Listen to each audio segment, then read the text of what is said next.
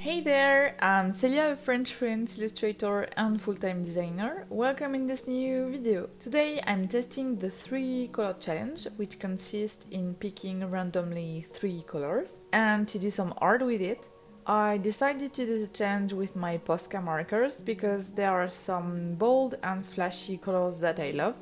To pick randomly the colors, I'm using a 10-face dice and my Posca color chart. The dice is numbered from 0 to 9, so the 0 is the first color, the 1 is the second one, the 2 is the third one, and so on. I got the dark blue, the pink, and the aqua green.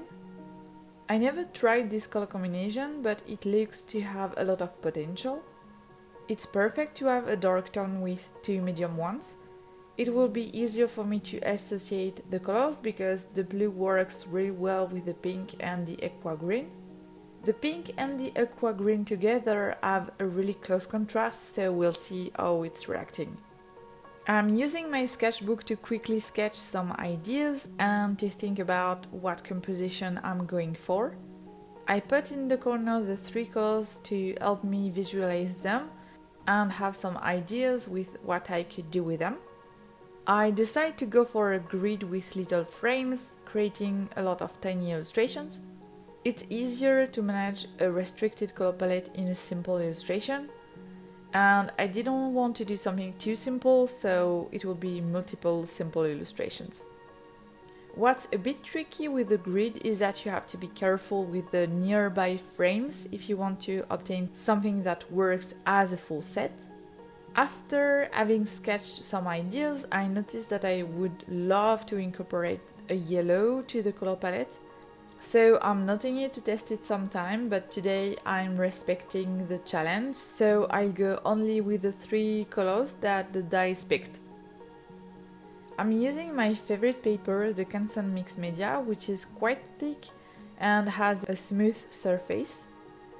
I was going for an A5, but I finally switched to an A4 to try a bigger format than the ones that I'm usually doing. And I'm creating a grid that I will use as a guide to determine the size of my frames.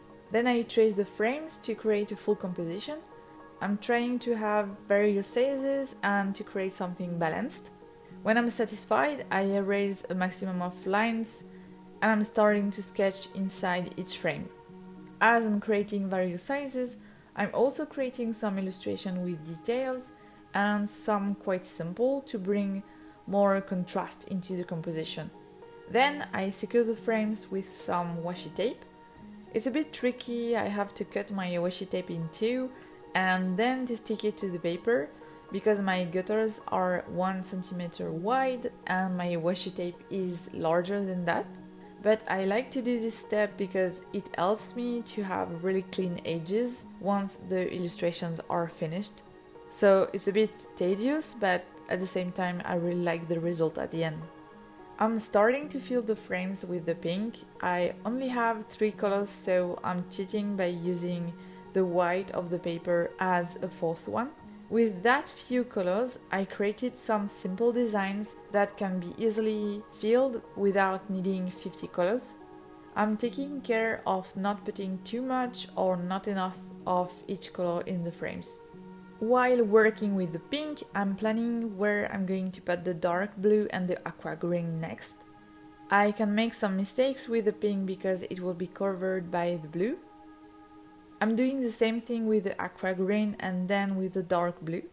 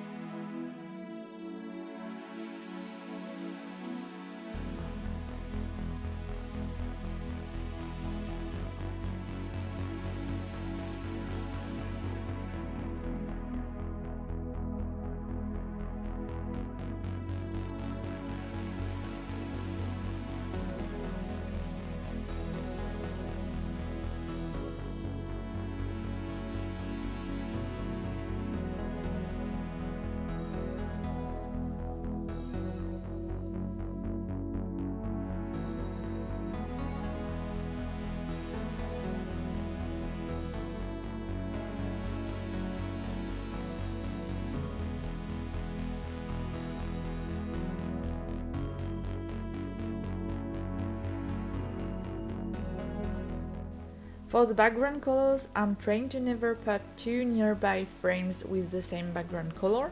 It led me to do a little mistake on the branch frame because I used pink for the branches and aqua green as background color, and these two colors together are not contrasted enough, so it's not really pleasant to look at. The colors are blending into each other and it's tiring your eyes.